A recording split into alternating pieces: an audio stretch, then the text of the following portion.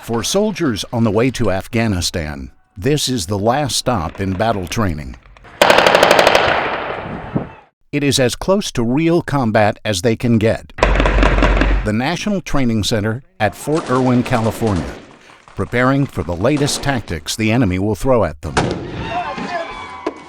My name is Captain Thor. I'm the headquarters commander for Section 1. For the first time, a group of academics, experts in national security from Stanford University, are getting a real taste of what combat conditions are like, especially when things go wrong.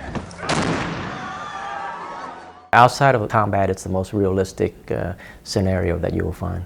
Army Colonel Viet Luong is a national security fellow at Stanford.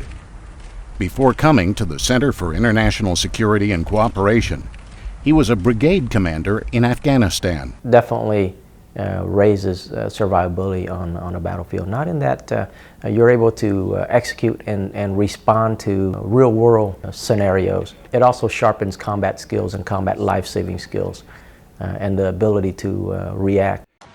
Here in the Mojave Desert, the Army has built towns and villages that replicate communities in Afghanistan.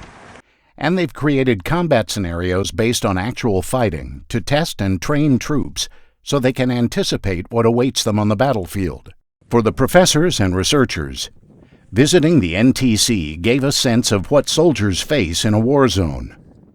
It also taught them how the military responds to ever-changing threats. For an egghead like me, to get to Fort Irwin is a really great experience because I get to see up close and personal what it means for our national security agencies to adapt to new challenges. That's where it's all happening. It really catalyzed my thinking about resilience as a national security strategy and what the effects are on our troops when they have to plan for what the Pentagon now calls indecisive conflict.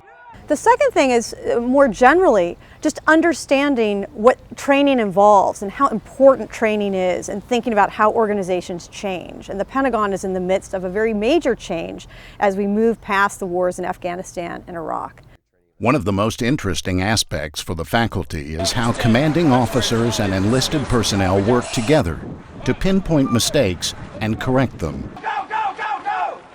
After each combat training exercise, the troops run through a debriefing session that doesn't feel much different from a teacher-student exchange in any university classroom. So there's nothing that can compare to actually sitting on the ground and watching these soldiers go through this training and hearing about the debrief and how they're learning and what they're learning and what the plans are to continually change what they're doing on the battlefield.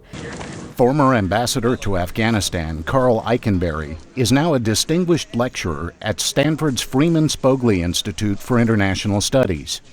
I did talk to the National Training Center cadre before I left, and they were terribly excited to have a group of very prestigious Stanford professors, including people like a Pulitzer Prize winner in history, to have come down to the Mojave Desert training site and spend a full day with them. They learn from them, but also it makes them feel good that some of the people here at Stanford that are truly helping to shape thinking about national security issues would care enough about the United States Army and what they're doing to come and spend a Saturday and see firsthand them in action. He spent 37 years in the Army, rising to the rank of Lieutenant General. From 2005 to 2007, he was commanding the American-led coalition forces in Afghanistan.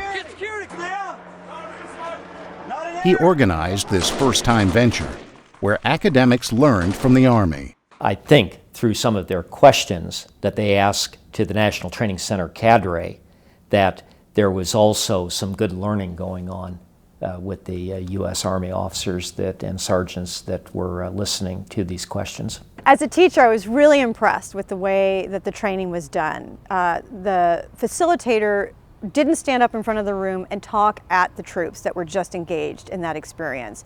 It was a Socratic question. You could have seen this at the law school. You could have seen this at the GSB.